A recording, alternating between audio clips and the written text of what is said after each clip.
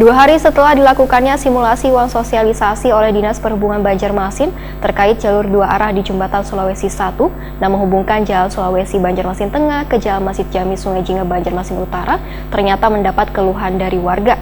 Dikarenakan sejak diberlakukannya simulasi, Jalan Jembatan Sulawesi 1 menjadi 2 arah, puncak kemacetan pun mulai terjadi, bahkan sempat kewalahan untuk mengatur jalan.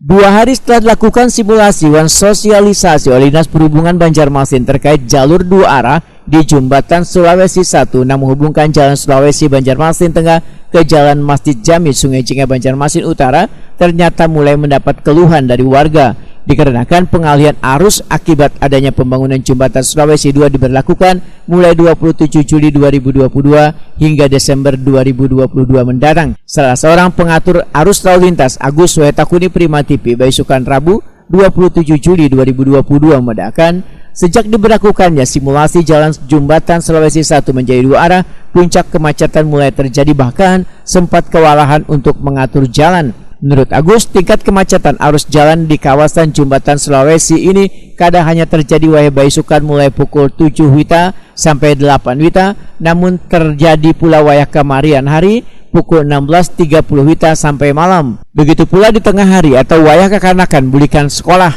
Agus menyatakan pengaturan lalu lintas untuk meminimalisir kemacetan ini dibantu pula oleh Kepolisian Wan Dinas Perhubungan Banjarmasin. Ya, alhamdulillah kalau macetnya itu mulai jam 1 sampai jam 9 lah. Itu pagi. Kalau sore kayak apa, Man? Jam setengah 5 Sampai jam malam. sampai malam lah. Oke.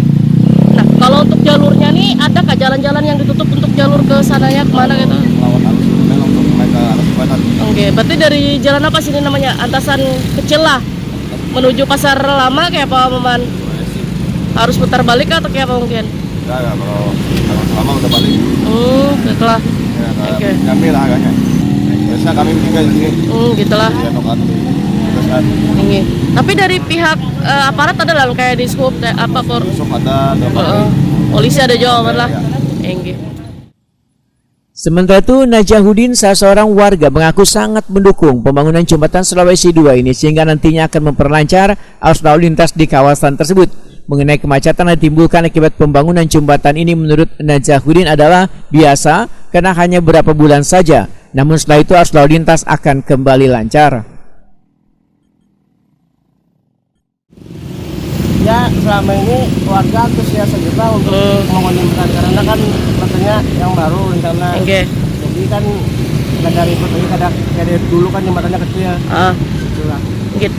Tapi 2 jalur ini kayak apa mungkin kada terlalu kada menyulitkan buhan pian lah bila Itu untuk pagi aja yang macet sama sore pulang gitu kerja. Enggak. Kalau siang kayak gini sudah mau siang udah kurang. Sudah plong lah paman lah. Udah kurang lah. Jadi kan selaku masyarakat mendukung aja dengan adanya ini paman lah. Jadi dari pagi itu ya sama sore yang macet lah. Oke.